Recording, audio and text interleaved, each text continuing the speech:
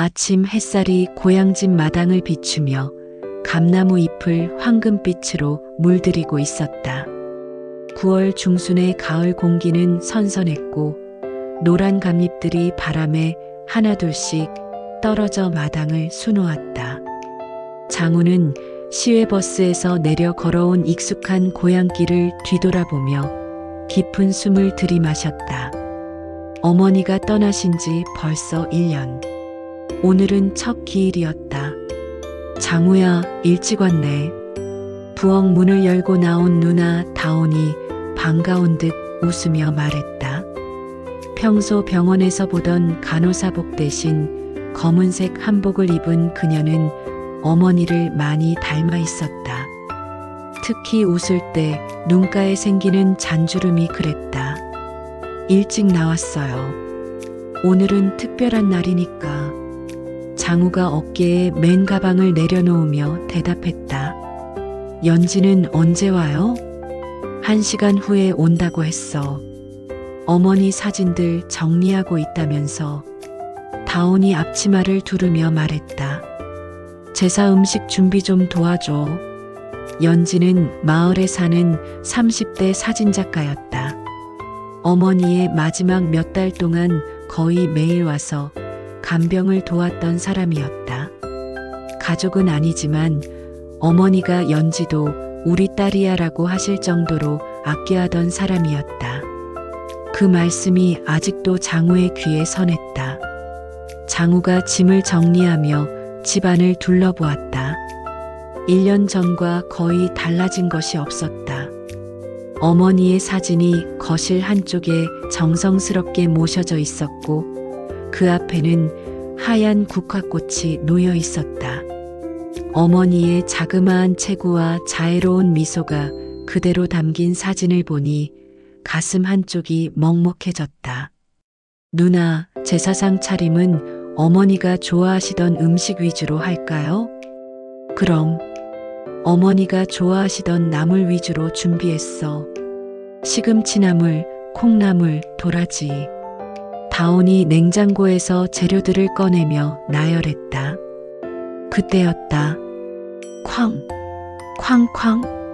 창고 쪽에서 요란한 소리가 들려왔다.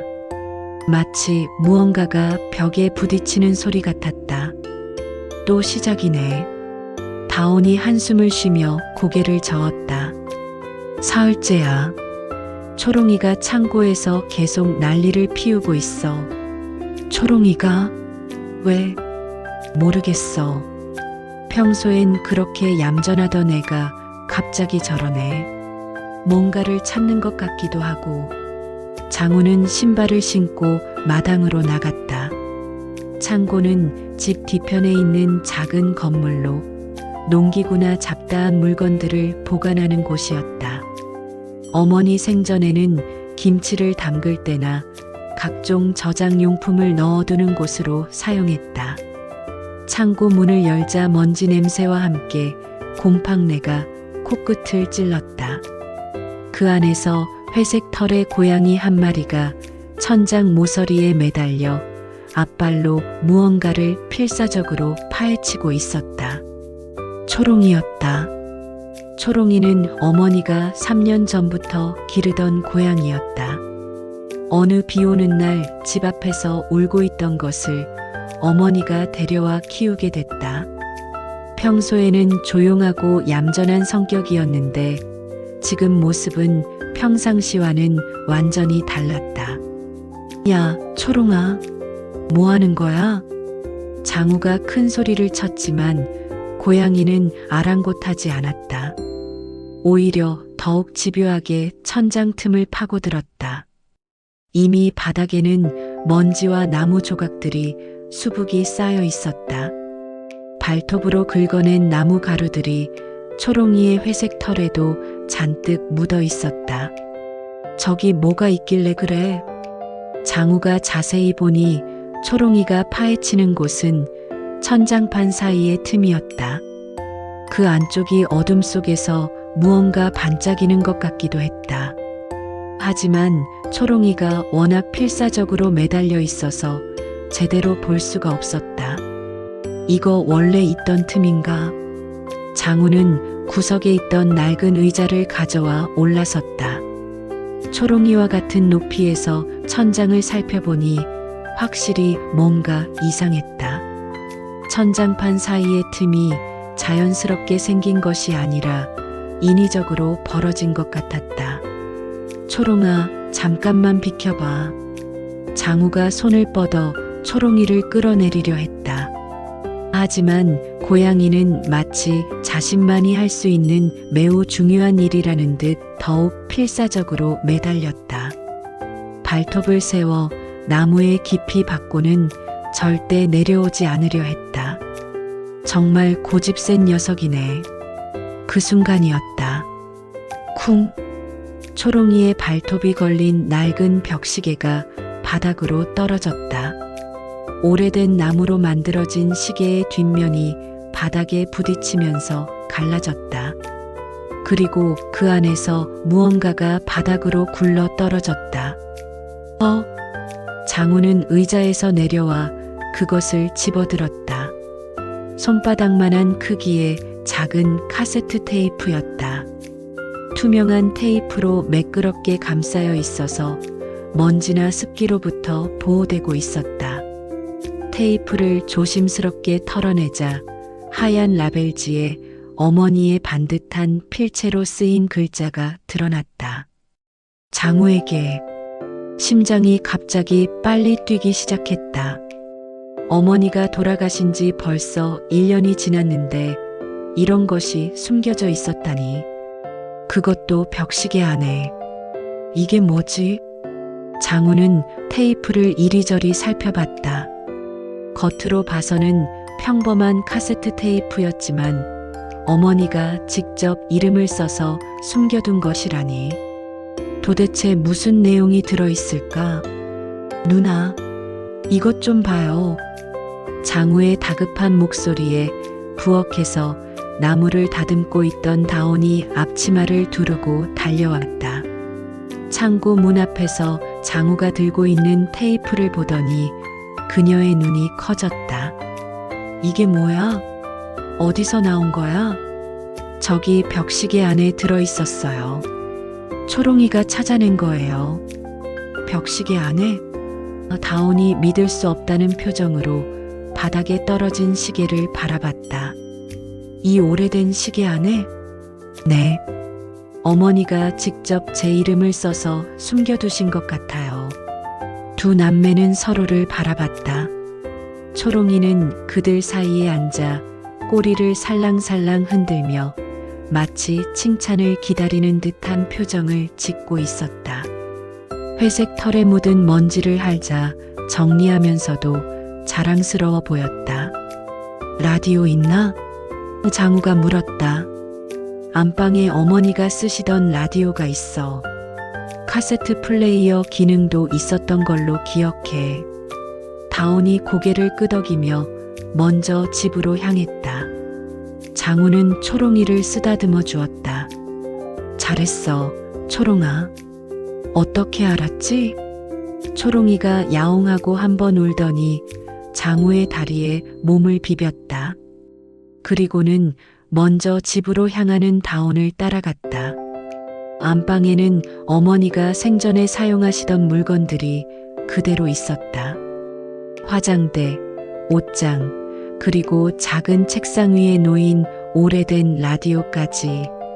20년도 넘은 라디오였지만 카세트 플레이어 기능은 살아있었다. 정말 작동할까? 다온이 걱정스러운 표정으로 말했다. 해보면 알죠. 장우가 테이프를 넣고 재생 버튼을 눌렀다. 잠시 아무 소리도 나지 않더니 지직거리는 소음이 흘러나왔다. 그러다가 갑자기 그리운 목소리가 들려왔다. 장우야, 다온아. 어머니의 목소리였다. 하지만 평소와는 달리 무겁고 조심스러웠다. 마치 매우 중요한 이야기를 해야 하는 부담감이 느껴졌다. 다온의 손이 장우의 팔을 꽉 잡았다. 두 남매는 숨을 죽이고 테이프에 귀를 기울였다. 이 말을 듣고 있다면 내가 떠난 후겠지. 미안하다 얘들아. 살아생전 너희들에게 말하지 못한 일이 있어서.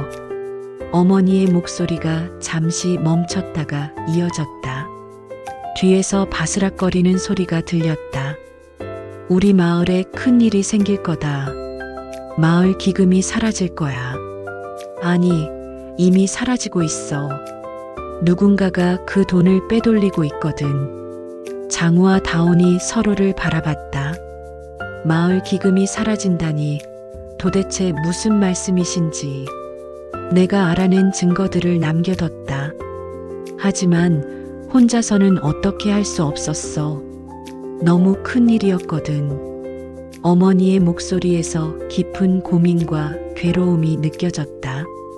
감나무 생일을 기억해라. 그것이 열쇠다. 감나무 생일?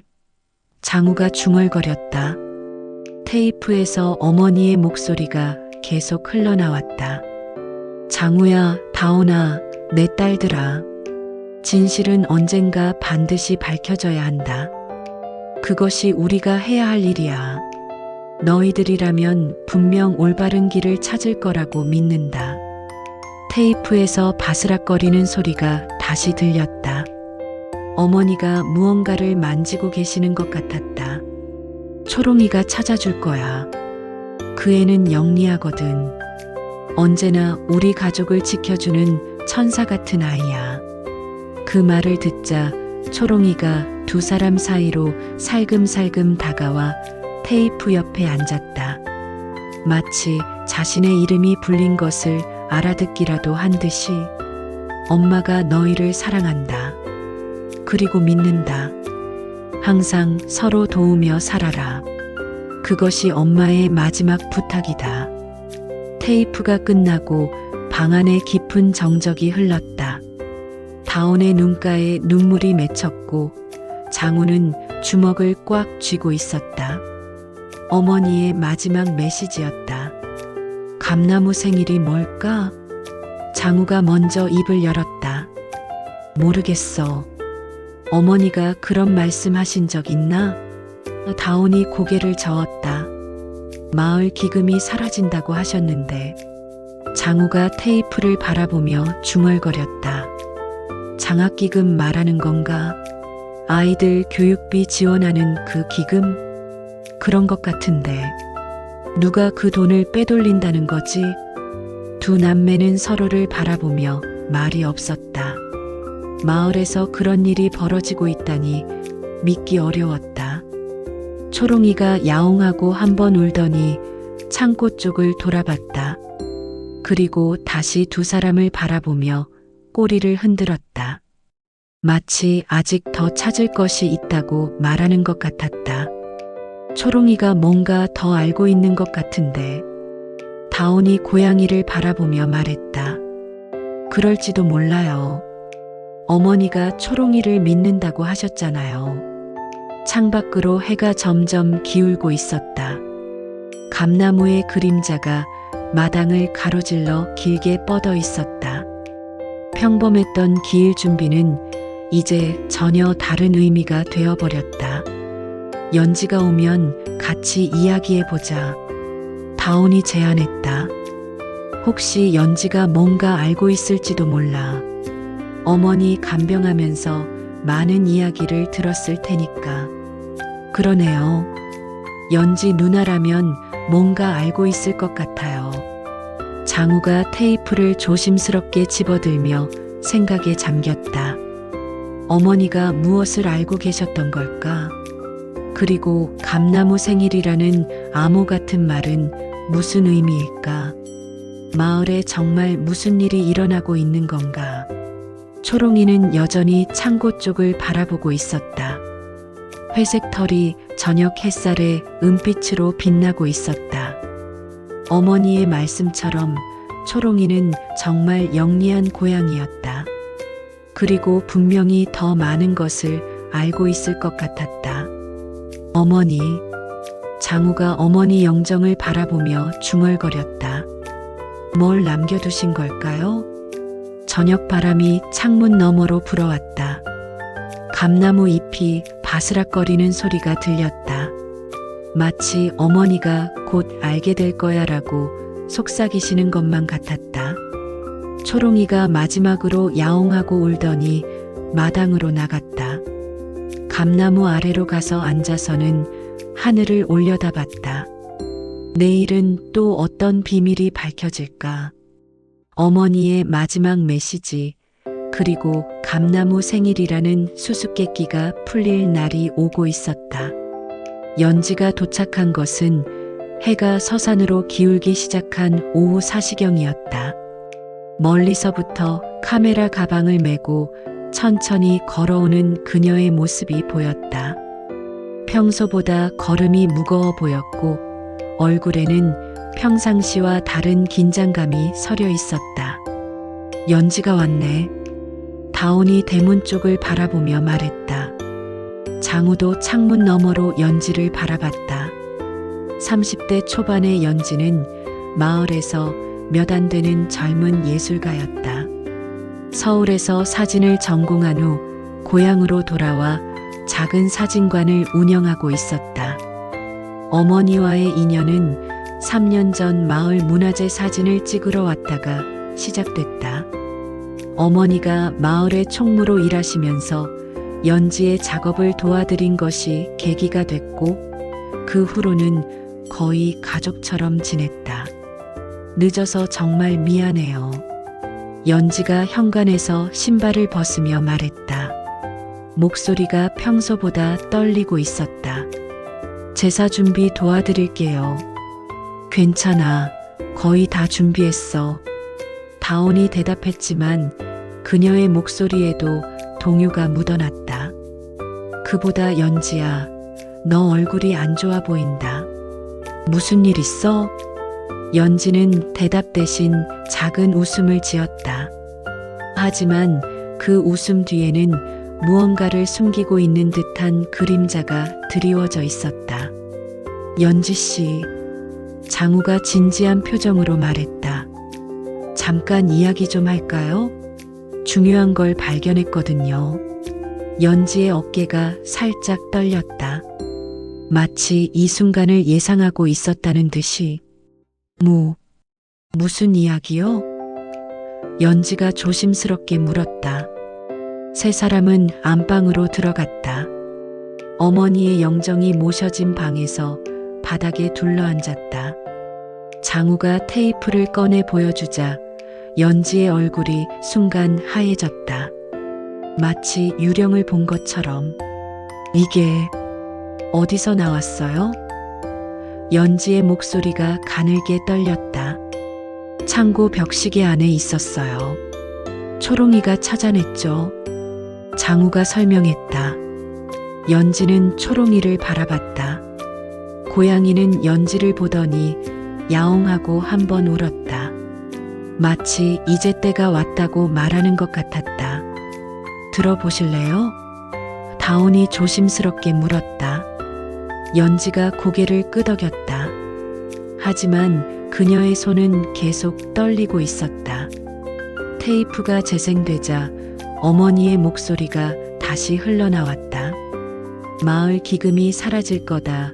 감나무 생일을 기억해라는 부분에서 연지가 크게 놀라는 것을 장우는 놓치지 않았다. 연지의 눈에서 눈물이 흘러내리기 시작했다. 테이프가 끝나자 방 안에 무거운 침묵이 흘렀다. 연지는 두 손으로 얼굴을 가리고 흐느끼고 있었다. 연지야. 다온이 그녀의 등을 쓰다듬으며 말했다. 괜찮아. 무슨 일인지 말해봐. 한참 후에 연지가 고개를 들었다. 눈이 빨갛게 부어 있었다. 죄송해요. 정말 죄송해요. 왜 사과해? 내가 뭘 잘못했다고? 다온이 연지의 손을 잡았다. 저도 알고 있었어요. 연지가 떨리는 목소리로 고백했다. 어머니께서 뭔가를 조사하고 계시다는 걸 알았어요. 장우와 다온이 서로를 바라봤다. 어떻게 알았어요? 장우가 물었다. 연지가 깊은 한숨을 쉬고 이야기를 시작했다. 어머니께서 마지막 2달 동안 평소와 많이 달라지셨어요. 항상 뭔가를 고민하고 계셨고 가끔 혼자서 중얼거리기도 하셨죠.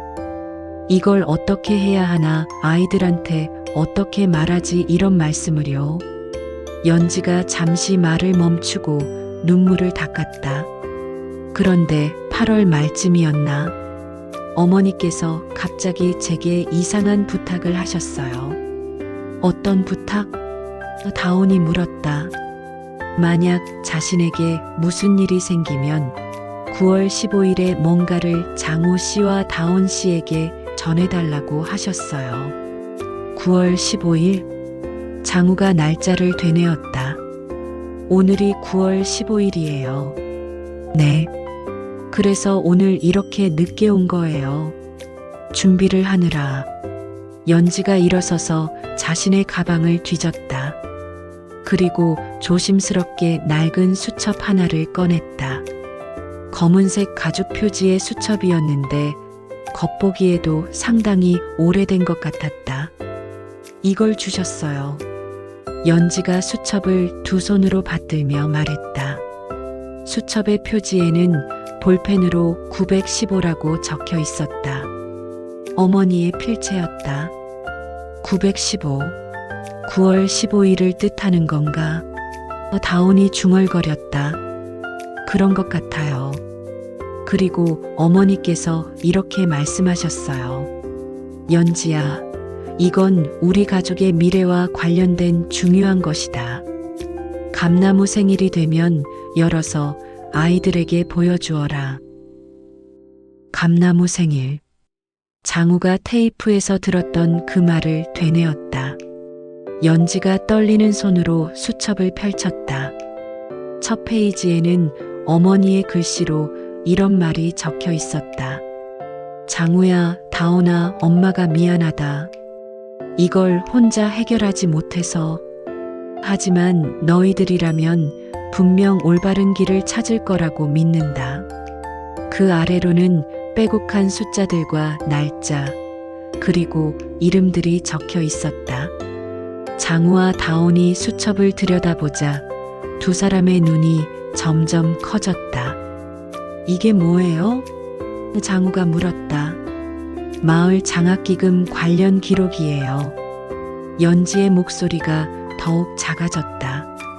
어머니께서 마을의 총무로 일하시면서 발견하신 거예요. 다온이 수첩을 자세히 들여다봤다.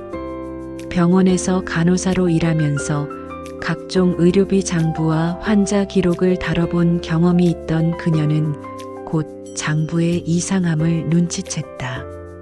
이거 돈이 빠진 흔적이 분명히 있어요. 다온의 목소리가 차가워졌다. 매월 일정한 금액이 출금되고 있는데 용도나 목적이 전혀 기록되어 있지 않아요. 얼마나 되는데? 장우가 긴장한 목소리로 물었다. 매월 200만 원씩. 2022년 1월부터 시작해서. 다온이 손가락으로 계산하다가 말을 멈췄다. 이게 지금까지 계속됐다면 거의 5천만 원에 가까운 돈이에요. 5천만 원? 장우가 믿을 수 없다는 표정을 지었다.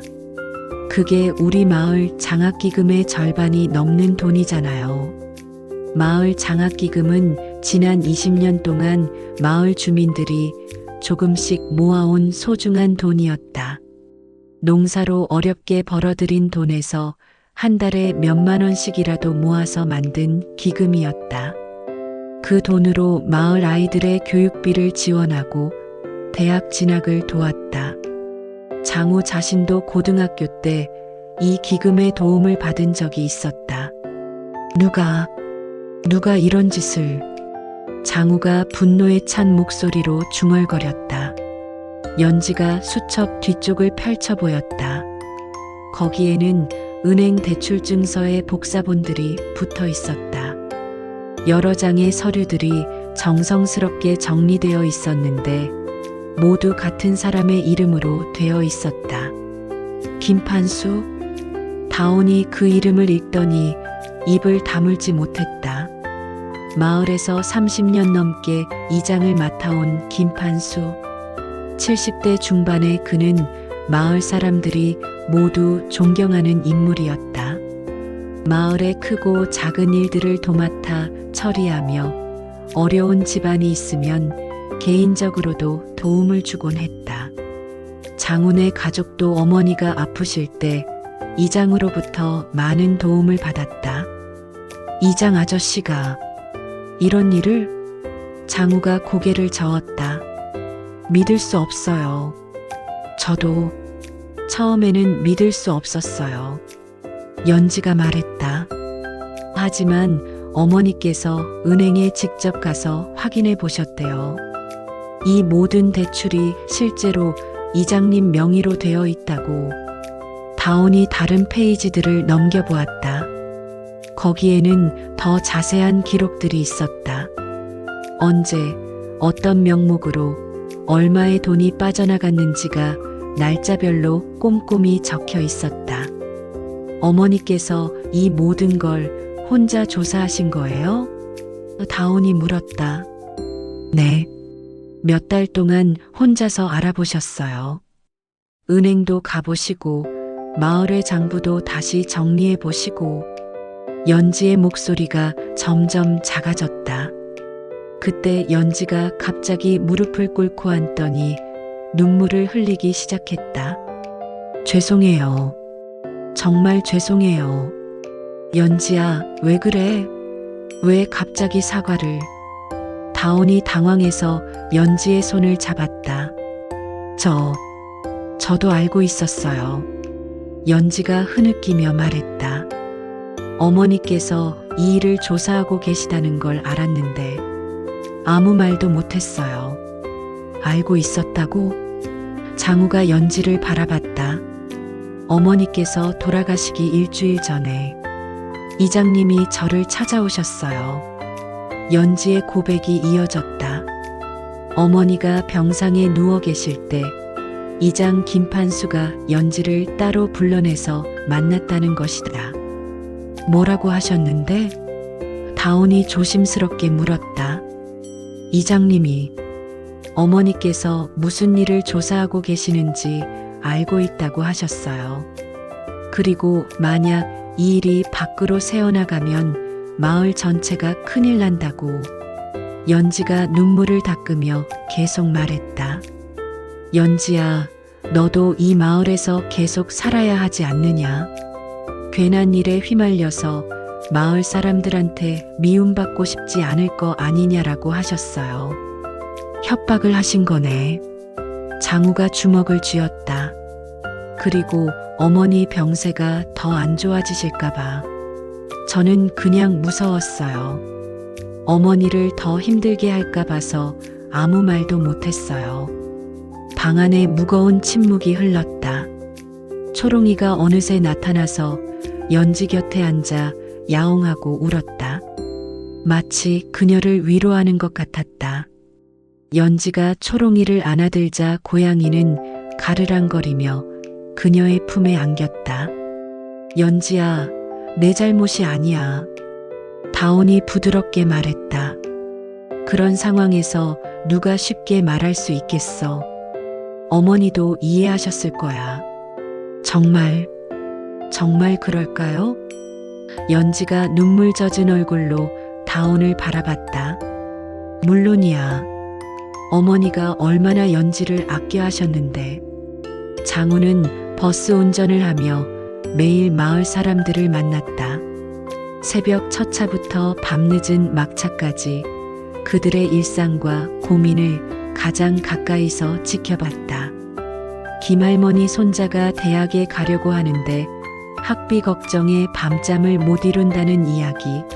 박 아저씨네가 딸 둘 키우느라 허리가 휘어져 가는데 그래도 교육비만큼은 아끼지 않겠다던 다짐들. 그 소중한 돈을. 장우가 이를 악물었다. 장우야. 다온이 동생을 말렸다. 일단 진정하자. 화부터 내면 안 돼. 연지가 초롱이를 쓰다듬으며 말했다. 어머니께서 마지막에 하신 말씀이 있어요. 뭐라고 하셨어요? 장우가 물었다. 연지야, 내가 이 일을 밝히려는 건 복수하려는 게 아니다. 잘못된 일은 바로 잡아야 한다. 그래야 진짜 도움이 필요한 사람들이 도움을 받을 수 있다고 하셨어요. 연지가 초롱이의 머리를 쓰다듬으며 계속했다. 그리고 장우와 다온이 언젠가는 이 일로 갈등할 거다. 하지만 결국 서로를 이해하게 될 것이다. 그때까지 넌 중간에서 다리 역할을 해달라고 부탁하셨어요. 장우와 다온이 서로를 바라봤다. 어머니는 이미 모든 것을 예상하고 계셨던 것이다.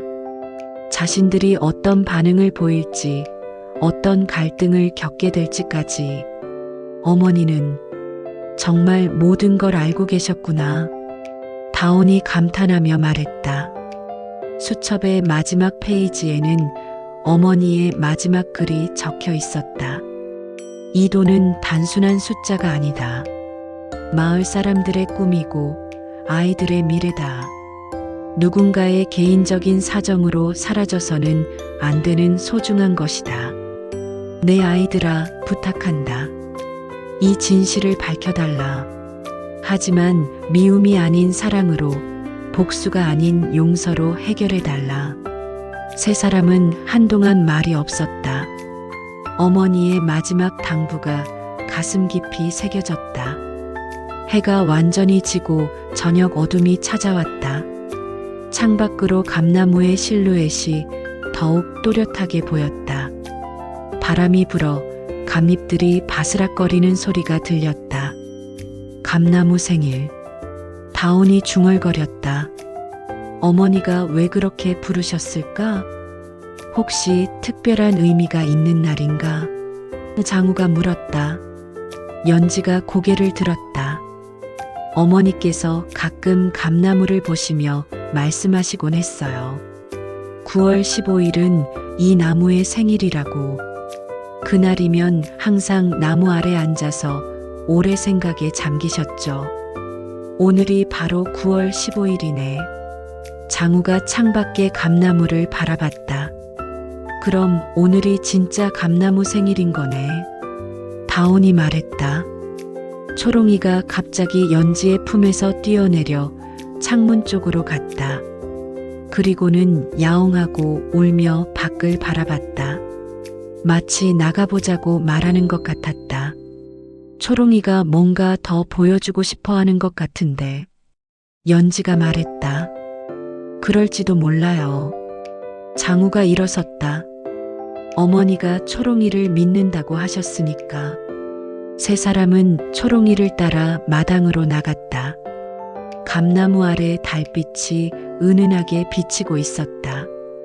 초롱이는 나무 주위를 한 바퀴 돌더니 특정한 곳에서 멈춰서서 앞발로 땅을 긁기 시작했다. 저기 뭔가 있나? 다온이 손전등을 가져왔다. 손전등 불빛을 비춰보니 초롱이가 긁고 있는 곳의 흙이 다른 곳과 달라 보였다. 최근에 파서 묻은 것 같은 흔적이 있었다. 삽 가져올게. 장우가 창고로 달려갔다.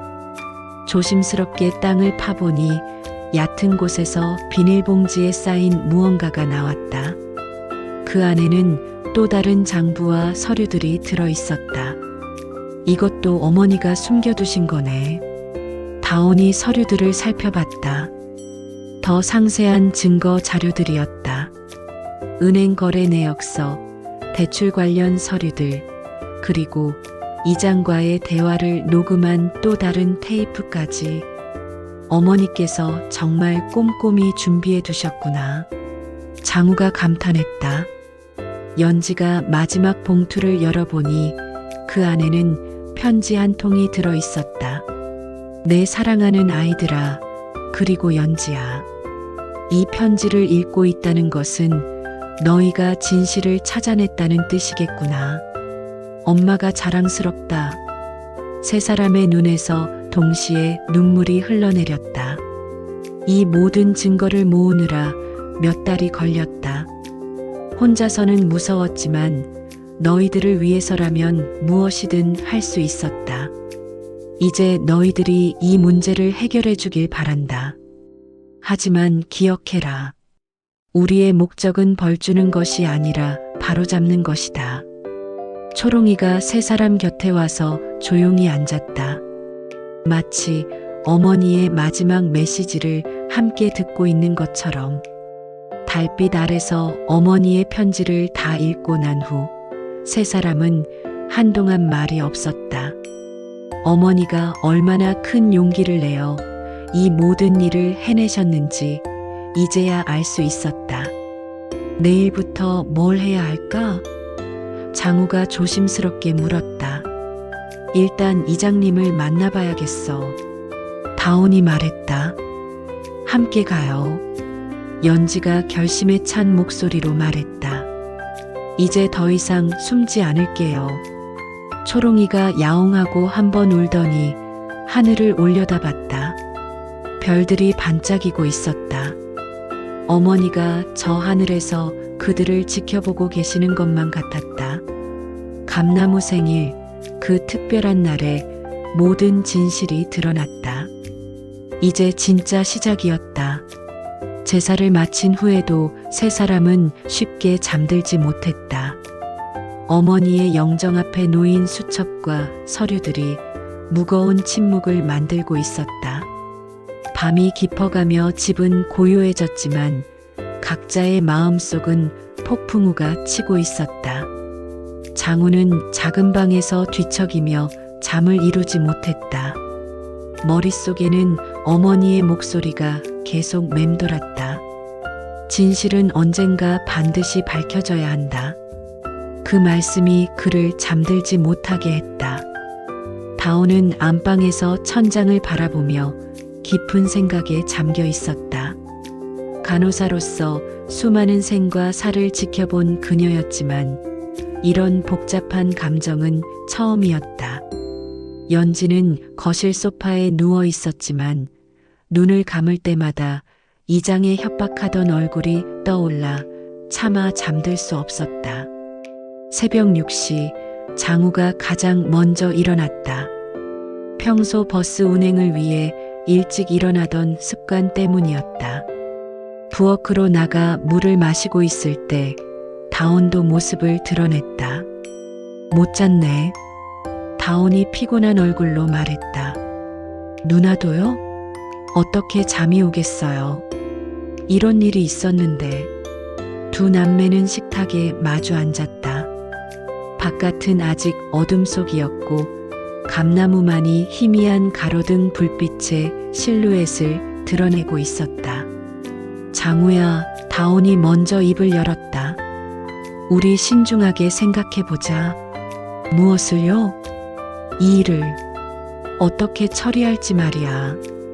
장우가 다온을 바라봤다. 누나의 표정에서 무언가 망설임을 읽을 수 있었다. 누나 혹시... 그때 연지가 거실에서 나왔다. 밤새 울었던 흔적이 역력한 얼굴이었다. 일찍 일어나셨네요. 연지가 작은 목소리로 말했다. 연지도 못 잤구나. 커피 탈까? 다온이 일어서며 말했다. 세 사람은 따뜻한 커피를 마시며 앉아 있었다. 아무도 먼저 말을 꺼내지 못했다. 어제 발견한 진실의 무게가 너무 무거웠기 때문이다. 해가 떠오르기 시작했고 주방 창문으로 아침 햇살이 비쳐들었다. 그제서야 장우가 무거운 입을 열었다. 이걸 세상에 알려야 해요. 다온의 커피잔이 살짝 흔들렸다. 뭐라고? 마을 사람들한테 알려야 한다는 거예요. 이장이 얼마나 많은 돈을 빼돌렸는지. 다온이 커피잔을 내려놓았다. 평소보다 신중한 표정이었다. 장우야, 잠깐만 생각해봐. 뭘 더 생각해요? 증거도 다 있고 어머니의 뜻도 분명하잖아요. 그렇긴 하지만 다온이 망설였다. 이장 아저씨는 우리를 많이 도와주셨잖아. 어머니 병원비 걱정할 때도 먼저 나서서 도와주시고. 장우의 얼굴이 굳어졌다. 그게 지금 중요해요? 도둑질을 했는데? 도둑질이라는 말은 너무 심하지 않아? 다온의 목소리가 높아졌다.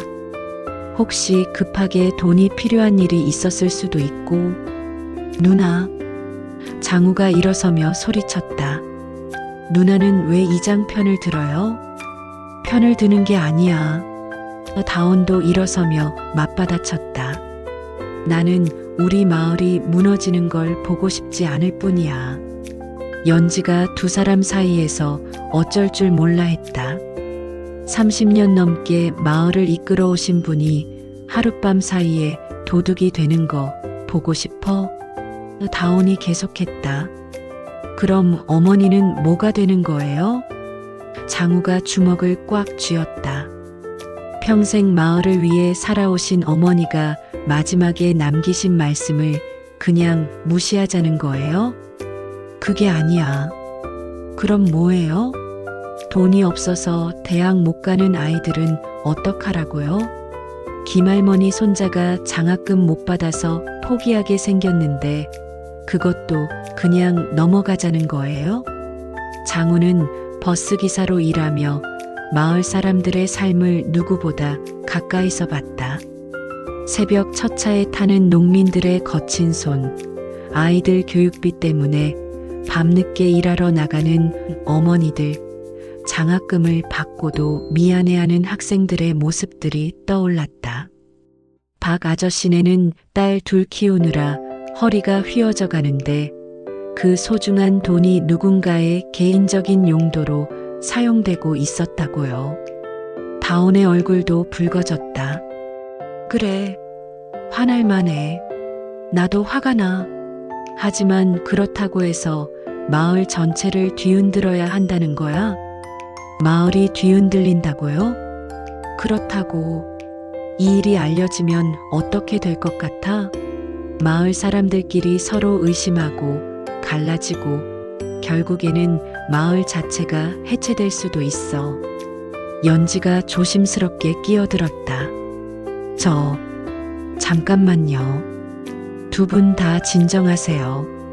하지만 남매의 갈등은 멈추지 않았다. 누나는 정말 이해할 수 없어요.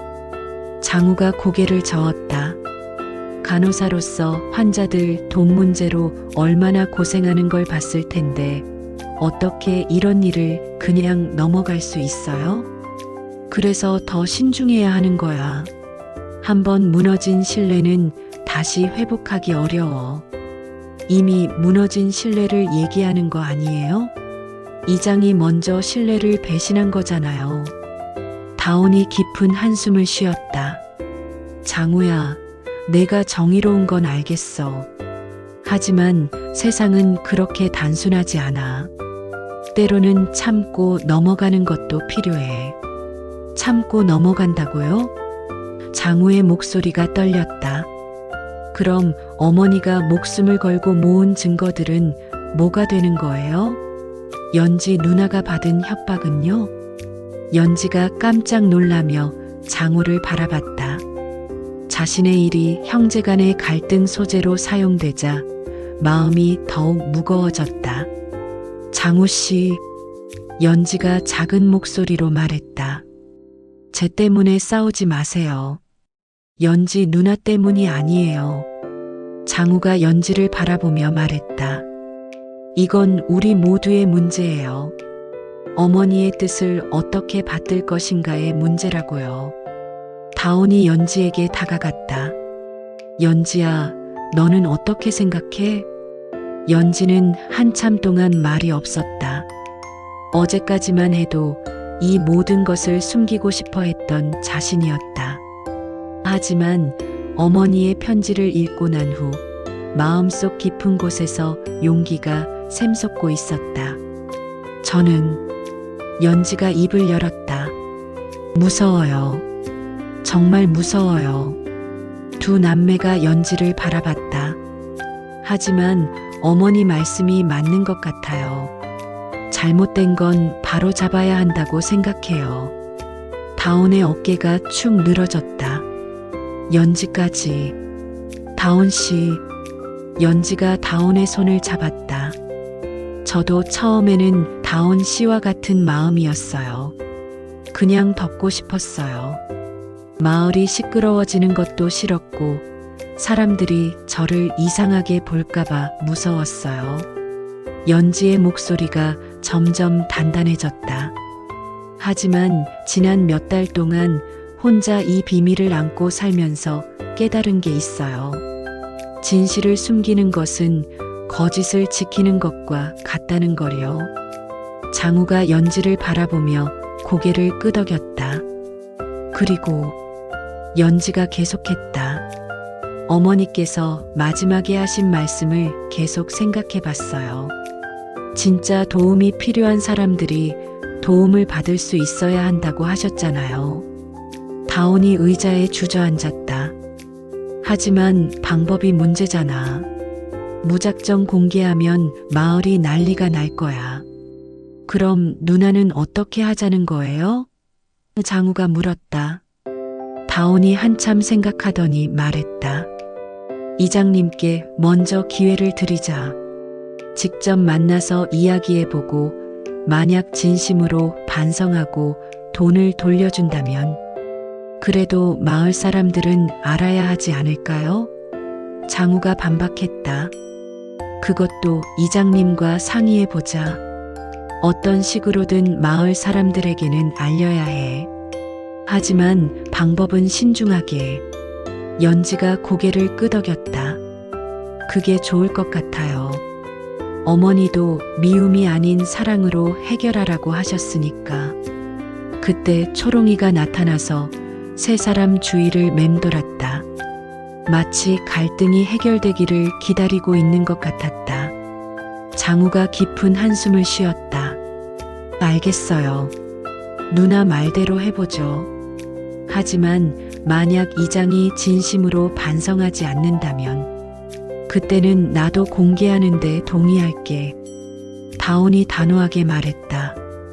정말요? 응. 어머니 뜻이니까.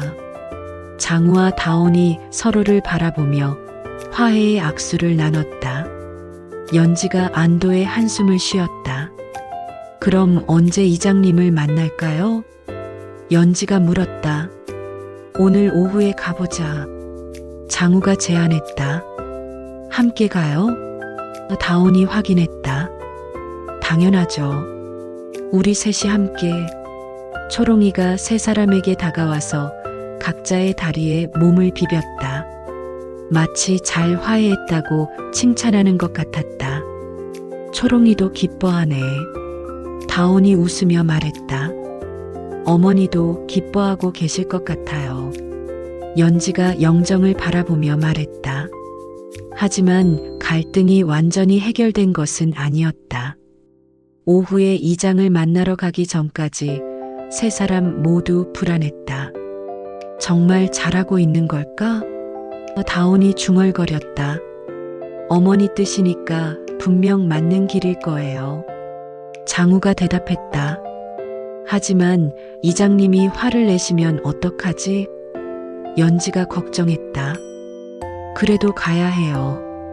어머니가 우리를 믿는다고 하셨잖아요. 점심을 먹은 후 세 사람은 어머니의 영정 앞에서 잠시 묵념했다. 어머니, 저희가 올바른 길을 갈 수 있도록 도와주세요. 다온이 기도하듯 말했다. 용기를 주세요. 연지가 덧붙였다. 지혜도 주시고요. 장우가 마무리했다. 초롱이는 영정 앞에 앉아서 조용히 그들의 기도를 지켜봤다. 마치 어머니와 대화하고 있는 것처럼.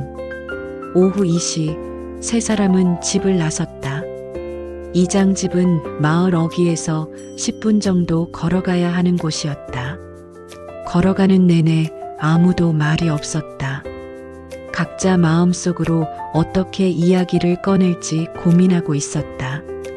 이장 집 앞에 도착했을 때 세 사람 모두 긴장했다. 준비됐어? 장우가 물었다. 응. 다온이 고개를 끄덕였다. 저도요. 연지가 작은 목소리로 대답했다. 장우가 문을 두드렸다. 곧 이장의 목소리가 들려왔다.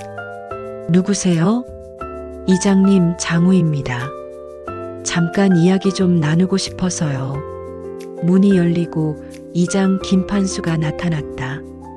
평소보다 안색이 좋지 않아 보였다. 어서 와라. 무슨 일로? 중요한 이야기가 있어서요. 어머니와 관련된. 이장의 얼굴이 순간 굳어졌다. 마치 이 순간을 예상하고 있었다는 듯이. 그럼 안으로 들어와라. 세 사람은 이장을 따라 집 안으로 들어갔다. 곧 운명적인 대화가 시작될 것이었다. 마당의 감나무 잎이 바람에 흩날렸다. 어머니가 지켜보고 계시는 것만 같았다. 초롱이는 집 앞에 앉아서 그들이 돌아오기를 기다리고 있었다. 오늘은 정말 중요한 하루가 될 것 같았다. 이장을 만나러 가기로 한 그날 새벽, 장우는 다시 한번 잠을 이루지 못했다.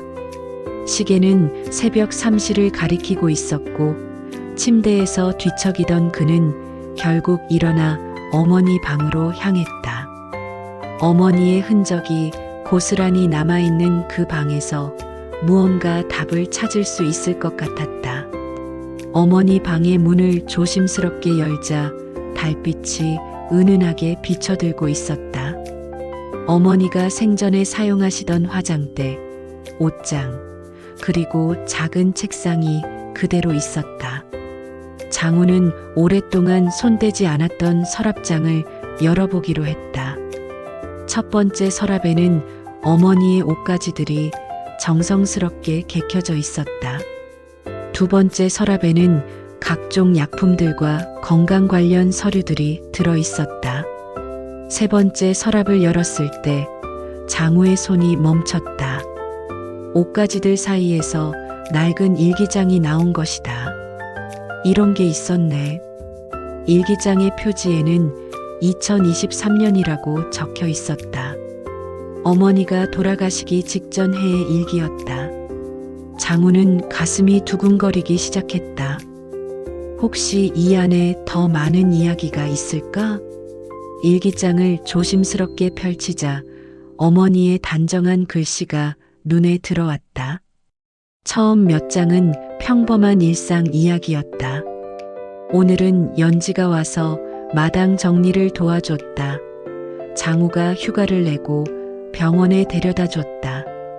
다온이가 맛있는 죽을 끓여줬다 같은 따뜻한 가족 이야기들이 적혀 있었다.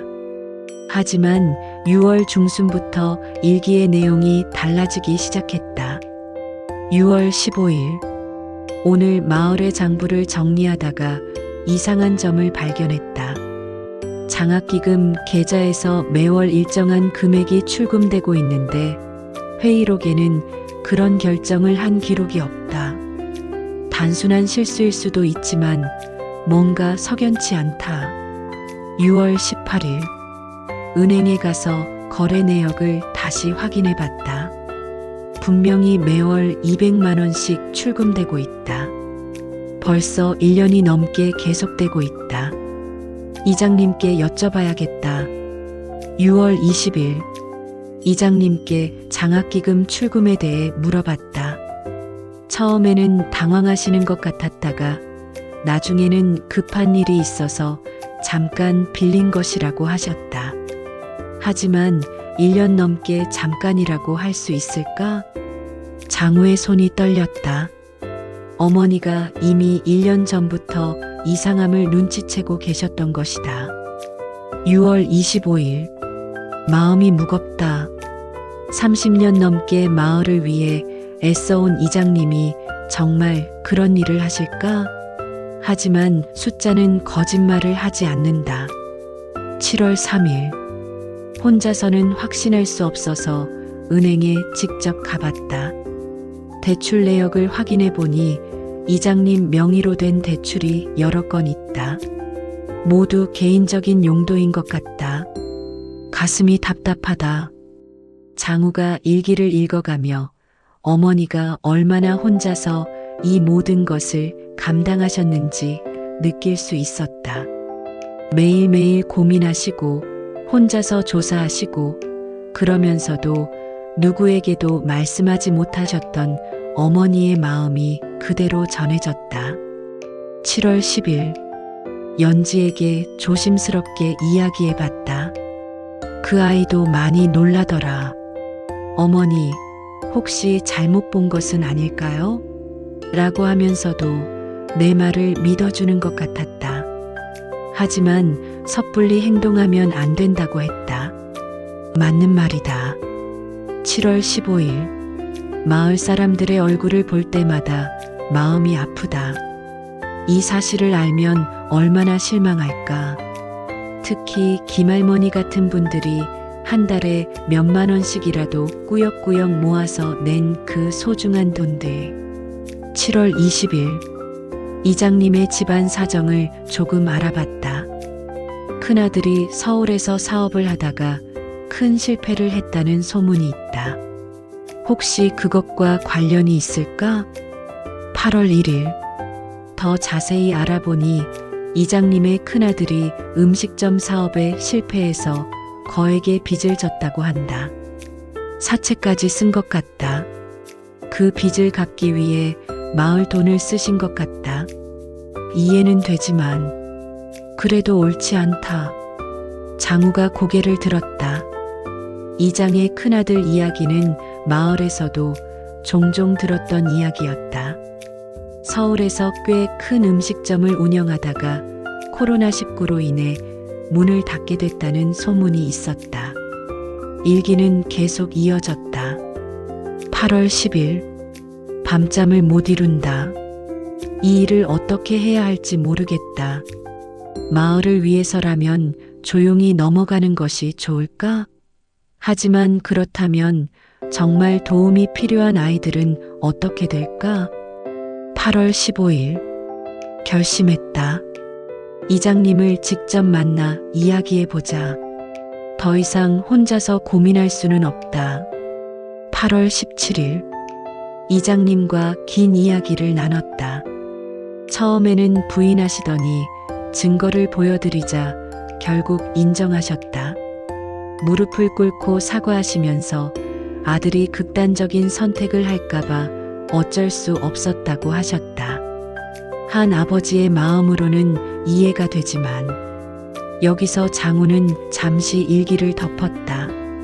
어머니가 얼마나 복잡한 심정이셨을지 충분히 이해할 수 있었다.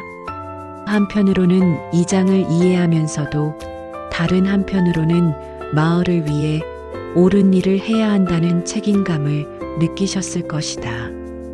8월 20일 이장님이 다시 찾아오셨다. 이번에는 분위기가 달랐다. 현수가 이 일이 밖으로 새어나가면 마을 전체가 큰일 난다. 30년 동안 쌓아온 신뢰가 하루아침에 무너질 거야 라고 하셨다. 협박은 아니었지만 압박감을 느꼈다. 8월 25일 이장님이 또 오셨다. 이번에는 연지한테도 말하지 말라고 하셨다. 그 아이도 이 마을에서 계속 살아야 하지 않느냐며 은근히 위협하시는 것 같았다. 연지가 걱정된다. 9월 1일 연지가 무서워하고 있다. 이장님이 그 아이에게도 직접 찾아가서 압력을 넣은 것 같다. 미안하다. 내가 연지를 이런 상황에 빠뜨렸다. 장우의 가슴이 먹먹해졌다. 어머니가 혼자서 얼마나 큰 부담을 안고 계셨던 것인지, 그리고 연지도 얼마나 힘들었을지 이제야 알 수 있었다. 9월 5일 몸이 점점 안 좋아지고 있다. 시간이 많지 않은 것 같다. 이 문제를 해결하지 못하고 떠나는 것이 가장 마음에 걸린다. 9월 8일 결정했다. 모든 증거를 정리해서 아이들에게 남기자. 장우와 다온이라면 분명 올바른 길을 찾을 것이다. 9월 10일 연지에게 중요한 부탁을 했다. 내가 떠난 후 9월 15일에 아이들에게 전해달라고. 연지는 내 딸과 같다. 그 아이가 지금 말 못하는 이유도 충분히 이해한다. 마지막 부분에 이르러 장우의 눈에서 눈물이 흘러내렸다. 9월 12일. 장우는 정의감이 강하다. 때로는 성급하지만 마음은 누구보다 따뜻하다. 이 일을 알면 분명 화를 낼 것이다.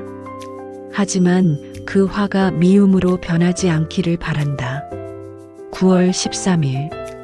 다온이는 신중하고 지혜롭다. 간호사로서 많은 사람들을 돌보며 넓은 마음을 갖게 됐다. 장우와는 다른 방식으로 접근할 것이다. 두 아이가 힘을 합치면 분명 최선의 방법을 찾을 것이다. 9월 14일. 내일이면 감나무가 이 집에 온 지 정확히 30년이 된다. 장우가 태어나던 해 남편과 함께 마당에 심었던 그 나무. 그래서 나는 항상 9월 15일을 감나무의 생일이라고 불렀다. 그 나무처럼 우리 가족도 깊은 뿌리를 내리고 꿋꿋이 살기를 바란다. 마지막 페이지에는 이런 글이 적혀 있었다. 내가 떠나도 진실은 살아남을 것이다.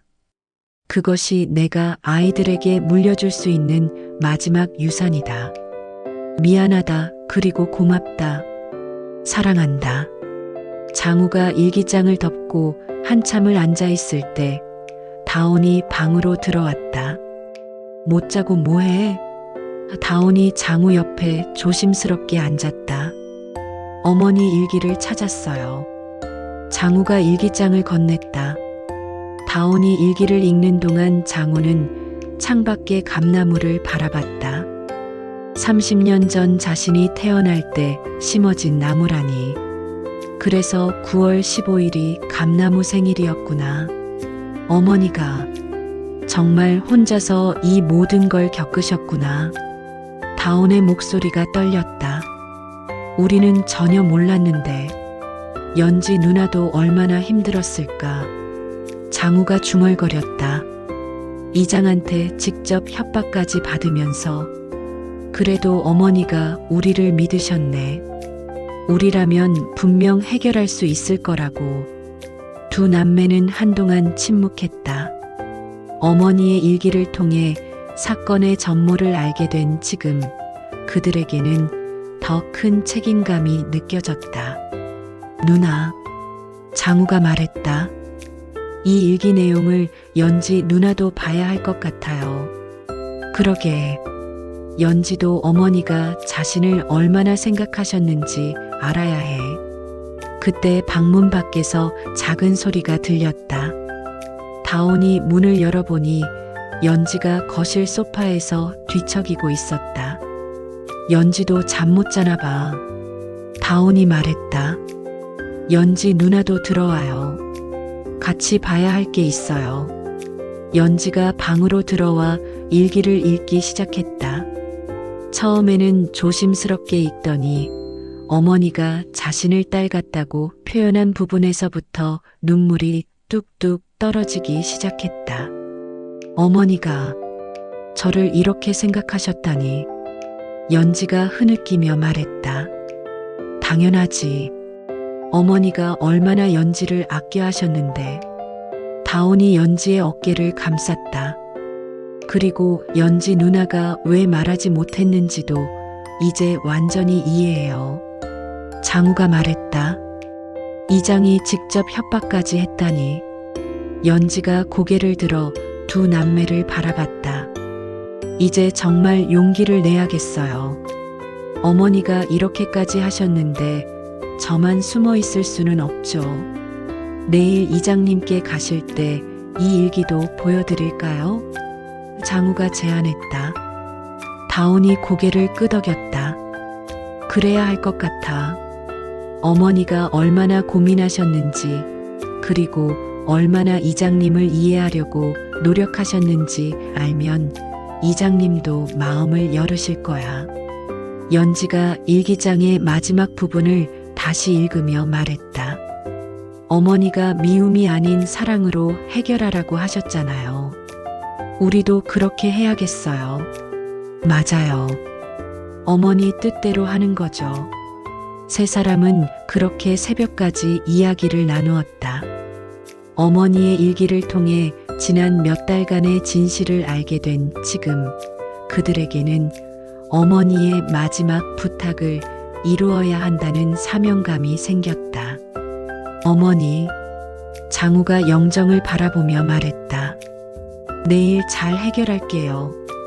어머니가 바라시던 대로 미움이 아닌 사랑으로 해결해 보겠어요. 다온이 손을 모아 기도하듯 말했다. 어머니, 저희에게 용기와 지혜를 주세요. 올바른 길을 갈 수 있도록 도와주세요. 연지도 고개를 숙이며 중얼거렸다. 어머니, 저도 이제 숨지 않을게요. 어머니가 저를 딸이라고 생각해 주셨으니 딸로서 해야 할 일을 하겠어요. 새벽 무렵 세 사람이 각자의 자리로 돌아갈 때까지 어머니 방에는 따뜻한 기운이 감돌았다. 어머니가 함께 계시는 것만 같았다. 초롱이는 복도에서 그들을 지켜보고 있었다. 내일이면 모든 것이 해결될 것 같았다. 어머니의 마지막 바람이 이루어질 날이 다가오고 있었다. 아침이 밝았을 때 세 사람 모두 한결 편안한 얼굴이었다. 비록 잠을 많이 자지는 못했지만 어머니의 진심을 알게 된 지금 그들에게는 흔들리지 않는 확신이 생겼다. 오늘은 진실과 마주할 날이었다. 그리고 어머니의 마지막 바람을 이룰 날이기도 했다. 이장을 만나는 날 아침, 하늘이 유난히 맑았다. 9월의 마지막 주 가을 햇살이 마당의 감나무를 비추며 황금빛 잎사귀들을 더욱 선명하게 만들어 주었다. 장우, 다온, 연지 세 사람은 어머니의 일기와 수첩, 그리고 모든 증거 서류들을 정성스럽게 가방에 정리했다. 정말 가는 거야? 다온이 마지막으로 확인했다. 어머니 뜻이니까. 장우가 단호하게 대답했다. 저도 가요. 연지가 가방을 매며 말했다. 더 이상 숨지 않을 거예요. 초롱이는 대문 앞에 앉아서 그들을 바라보고 있었다. 마치 잘 다녀와라고 말하는 것 같았다. 이장 김판수의 집은 마을 어기 기와집이었다. 30년 넘게 마을 일을 도맡아 해온 그의 집답게 마당은 넓고 잘 정돈되어 있었다. 하지만 오늘은 왠지 집 전체가 적막해 보였다. 세 사람이 대문 앞에 서자 안에서 개 짖는 소리가 들렸다. 곧 이장이 나와서 대문을 열었다. 70대 중반의 그는 평소보다 많이 야윈 것 같았고 얼굴에는 깊은 피로가 서려 있었다. 어서 와라. 이장이 말했지만 목소리에는 무거움이 묻어났다. 무슨 일로 일찍부터? 장우가 가방에서 수첩을 꺼내 보였다. 이장의 얼굴이 순간 굳어졌다. 마치 이 순간을 이미 예상하고 있었다는 듯이. 이장님, 장우가 차분하게 말했다. 이야기 좀 해야 할 것 같습니다.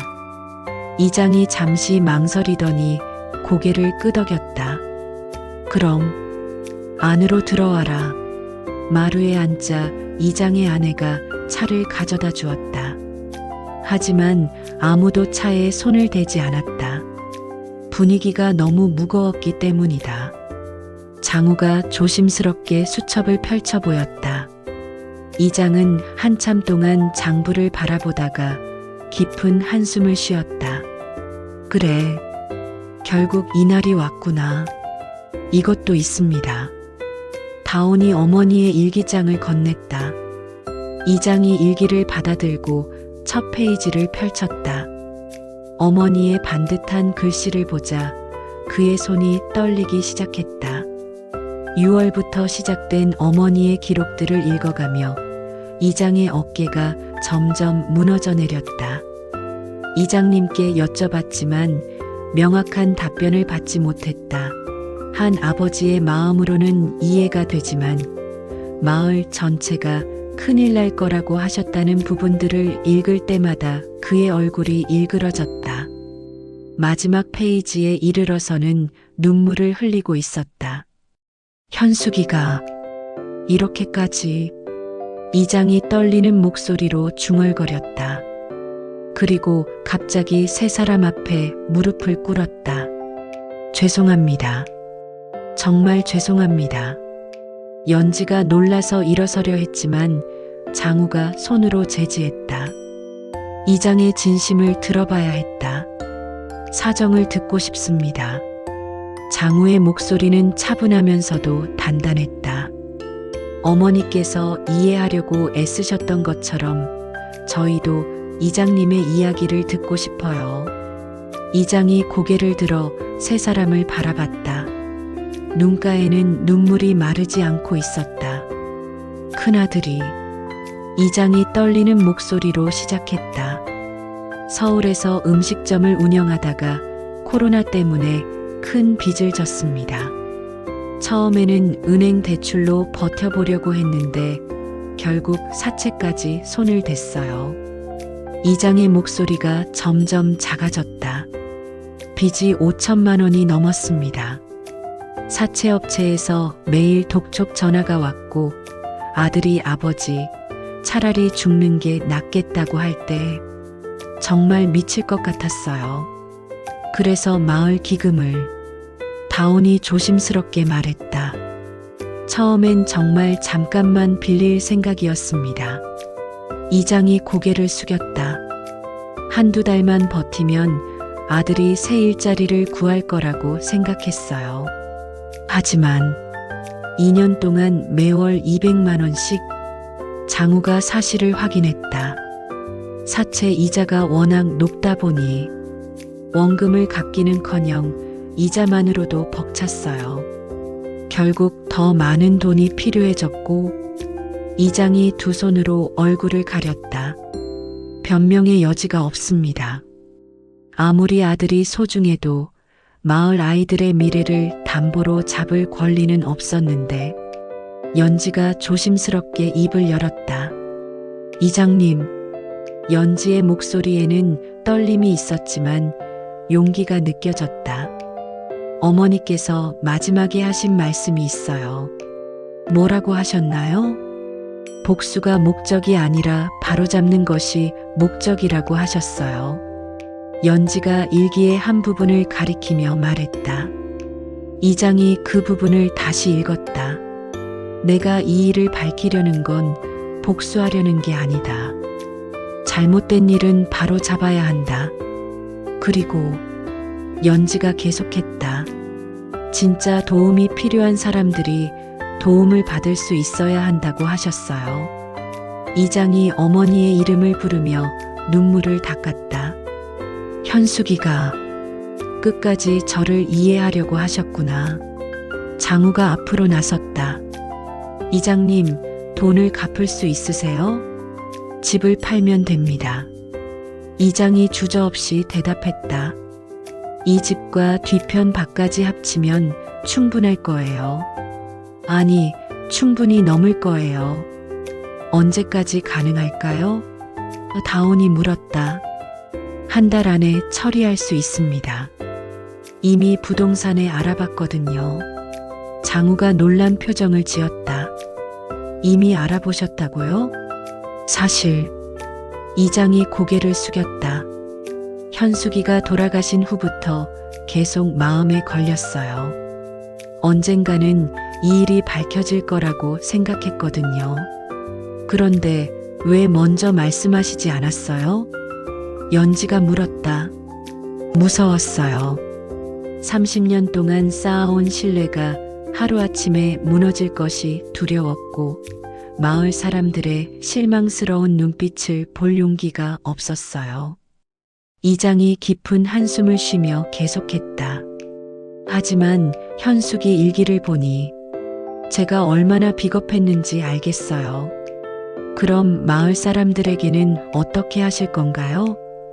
장우가 핵심적인 질문을 했다. 이장이 한참 생각하더니 결연한 표정으로 말했다. 이번 주 토요일 마을 회의에서 모든 걸 털어놓겠습니다. 그리고 이장직도 사퇴하겠어요. 다온이 고개를 끄덕였다. 그렇게 하시는 게 좋을 것 같아요. 하지만 이장이 걱정스러운 표정을 지었다. 마을 사람들이 너무 실망하실 텐데.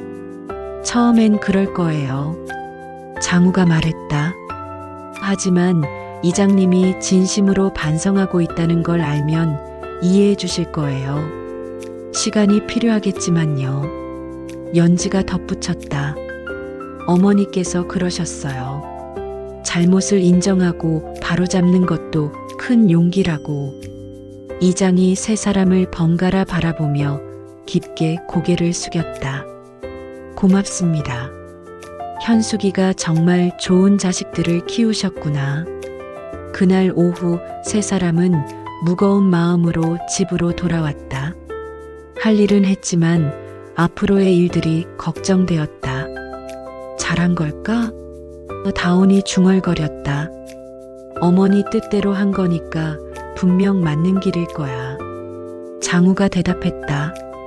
초롱이가 마당에서 그들을 기다리고 있었다.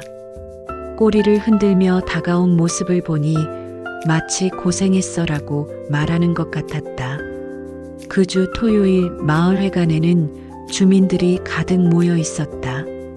평상시보다 많은 사람들이 참석했다. 이장이 중요한 발표를 한다는 소문이 돌았기 때문이다. 장우와 다온, 연지도 함께 참석했다. 세 사람 모두 긴장한 표정이었다. 이장 김판수가 단상에 올랐다. 평소와 달리 정장을 깔끔하게 차려입었지만 얼굴에는 깊은 피로와 결심이 동시에 드러나 있었다. 마을 여러분, 이장이 입을 열었다. 오늘 제가 여러분께 사과드릴 일이 있어서 이 자리를 마련했습니다. 회관 안이 조용해졌다. 사람들이 무슨 일인지 궁금해하는 표정을 지었다. 지난 2년 동안 이장의 목소리가 떨렸다. 제가 마을 장학기금에서 돈을 빼서 개인적으로 사용했습니다. 회관 안이 술렁이기 시작했다. 총 4,800만 원입니다. 이번에는 놀라는 소리들이 들렸다. 아들 사업 실패로 인한 빚 때문이었습니다. 하지만 그것이 변명이 될 수는 없습니다. 한 중년 남성이 일어났다. 이장님, 정말입니까? 30년 동안 우리가 믿고 따랐는데 죄송합니다. 이장이 고개를 깊이 숙였다. 다른 주민이 소리쳤다. 우리 아이들 장학금은 어떻게 할 거예요? 회관 안이 점점 소란스러워졌다. 화를 내는 사람들, 실망한 표정의 사람들, 그리고 아직도 믿기 어려워하는 사람들이 뒤섞여 있었다. 하지만 이장이 다음 말을 하자 분위기가 조금씩 바뀌었다. 집과 땅을 팔아서라도 모든 돈을 갚겠습니다. 그리고 앞으로 마을을 위해 어떤 형태로든 봉사하겠습니다. 김할머니가 일어났다. 80대의 그녀는 마을에서 가장 존경받는 어르신 중 한 분이었다. 이장님 마음도 이해합니다. 자식 일이니까요. 부모 마음이 어떤지 모르는 사람이 있겠어요? 회관이 다시 조용해졌다. 하지만 잘못은 잘못이죠. 할머니가 계속했다. 그래도 30년 동안 마을 위해 애쓰신 걸 생각하면 다 같이 해결책을 찾아봐야죠. 박 아저씨가 손을 들었다. 두 딸을 키우고 있는 40대 농부였다. 장학기금을 다시 모아보는 건 어떨까요? 이장님이 갚으실 돈에다가 우리도 조금씩 더해서 더 큰 기금을 만들어 보자고요. 젊은 어머니 중 한 명이 일어났다. 저도 그 의견에 동의해요.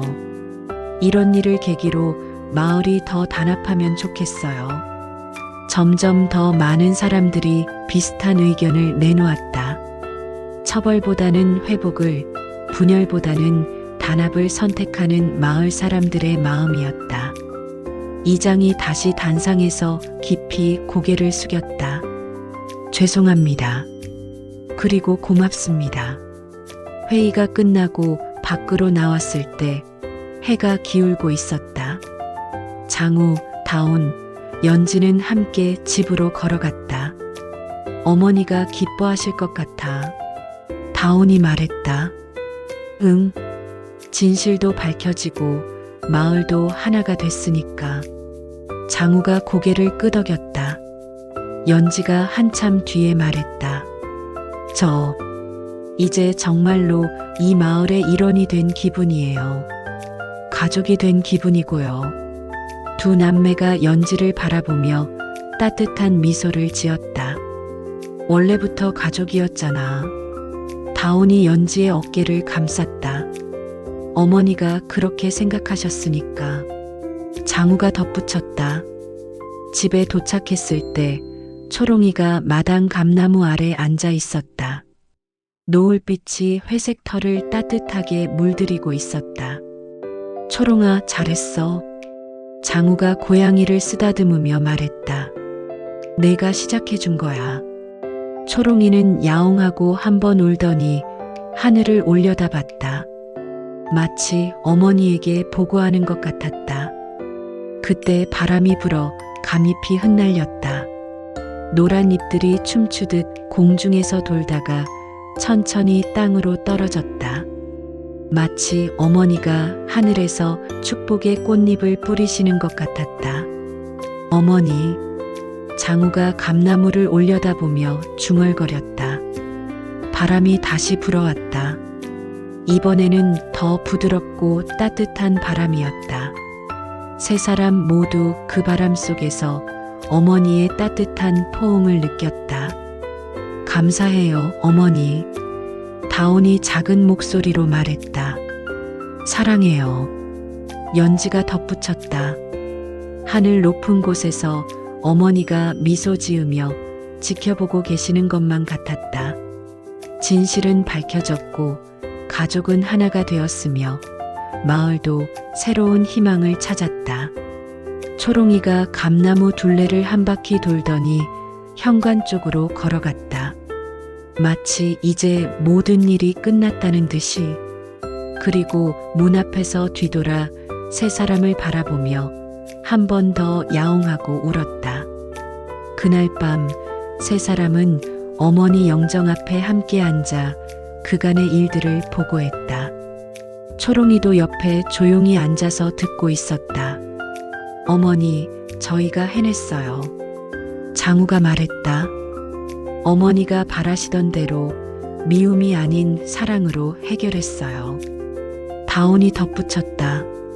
이제 정말 평안하게 쉬세요. 연지가 마무리했다. 바람이 창문 너머로 불어와 어머니의 영정 앞 촛불을 살랑 흔들었다. 마치 어머니가 잘했다, 고맙다고 말씀하시는 것 같았다.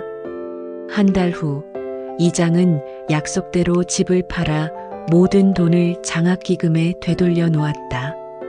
그리고 마을 사람들도 약속한 대로 추가 기금을 모아서 이전보다 더 큰 장학기금을 만들었다.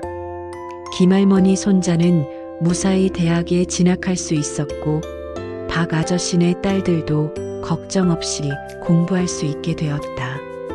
다른 아이들도 마찬가지였다. 이장은 새로운 집에서 소박하게 살면서 마을 일을 자원봉사로 도왔다. 처음에는 어색해하던 사람들도 점차 그를 받아들였다. 진심으로 반성하고 노력하는 모습을 보았기 때문이다. 연지는 마을에서 사진 전시회를 열었다. 주제는 우리 마을의 아름다운 사람들이었다. 어머니의 생전 모습도 전시 작품 중 하나였다. 많은 사람들이 와서 어머니를 그리워했다. 장우는 계속 버스를 운전하며 마을 사람들과 소통했다. 이제는 더욱 많은 사람들이 그에게 고민을 털어놓았다. 어머니처럼 마을 사람들의 든든한 버팀목이 되어가고 있었다. 다오는 병원에서 더욱 열심히 환자들을 돌봤다. 어머니의 마지막 가르침대로 사람들을 사랑으로 대했다. 그리고 초롱이는 여전히 감나무 아래에서 평화롭게 지냈다. 가끔씩 하늘을 올려다보며 야옹하고 울 때마다 세 사람은 어머니가 응답하시는 것 같다고 생각했다.